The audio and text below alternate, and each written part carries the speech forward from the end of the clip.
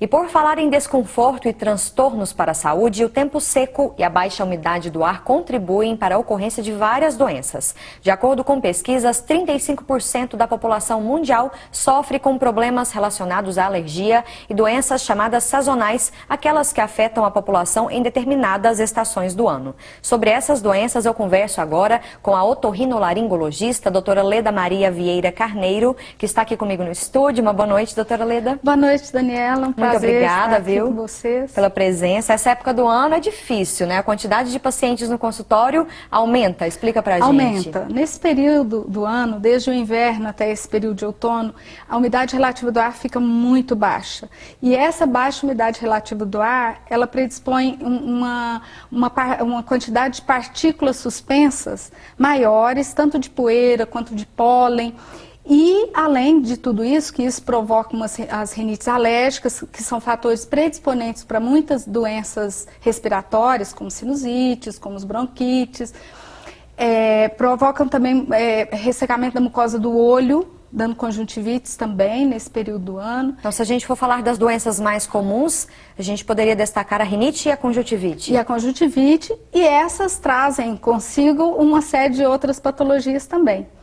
Por quê? Porque a sinusite, a rinite é um fator predisponente de sinusite, uma vez que a rinite alérgica, ela causa um edema da mucosa do nariz. E esse edema de mucosa nasal, ele obstrui os ósseos de drenagem normais dos seios da face, retém secreção dentro dos seios e essa secreção se torna um meio de cultura para infecções bacterianas. Agora, quando a gente fala de público-alvo, doutora Leda, é preciso atenção redobrada com os idosos e com as crianças nessa época do ano, quando a gente fala dessas doenças? Sim, são um pool de pacientes que são mais predispostos a complicações.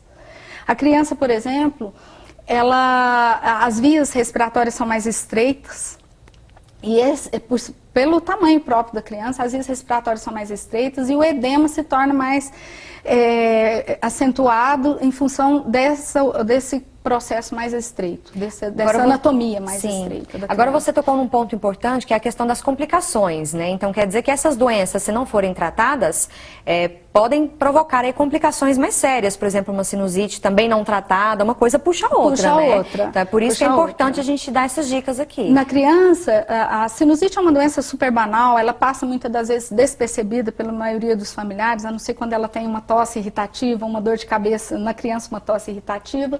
E no adulto, tosse irritativa também, mas dor na face. Mas muitas das vezes passa despercebido.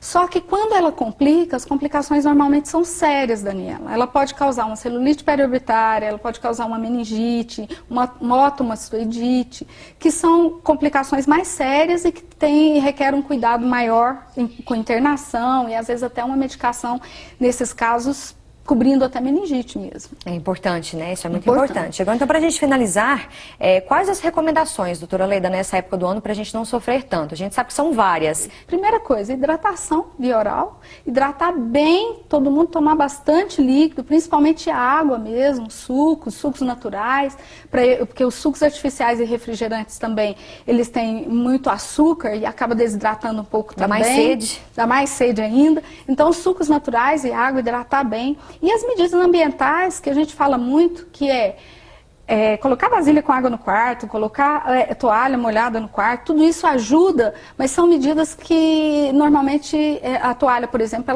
ela seca rápido. Então a gente lança mão de quem tem possibilidade, usar um umidificador de ambiente. O umidificador a gente alerta para que não use a noite inteira, nesse período específico do ano, porque de madrugada está fazendo frio, e o frio do aparelho, junto com o frio ambiental, ele predispõe também infecções. Então a gente sugere para que as pessoas usem umas 4 horas antes de dormir e depois desligue. Desligue para dormir. Para dormir. Então, hidratação, algo que eu acho fundamental é usarmos muito soro fisiológico no nariz. Hoje tem uns sprays nasais que são melhores para serem usados, porque ele difunde mais, sai em leque o soro, tem uma série aí no mercado. E eu acho fundamental a gente hidratar essa mucosa do nariz. A maioria dos pacientes que tem por hábito hidratação na mucosa do nariz nesse período do ano não tem sangramento. E nem sangramento. Nem sangramento. Tá certo. Muito obrigada pelas dicas. Também, quando a gente fala de exercício físico, deixar mais pro final da tarde, né? Isso aí faltou, desculpa. Evitar, né, no horário muito muito quente, né? Porque você perde. E não é só isso, a gente falou de infecção de vias aéreas, mas a repercussão é no organismo como um todo, porque quando está muito seco, muito quente, você perde muita água e você desidrata, isso causa dor de cabeça pela desidratação cerebral. Então tem uma série de fatores aí que nós não falamos, nós falamos mais em vias aéreas. Mas está dado o recado, com certeza. Tá? Muito obrigada, viu, pela entrevista.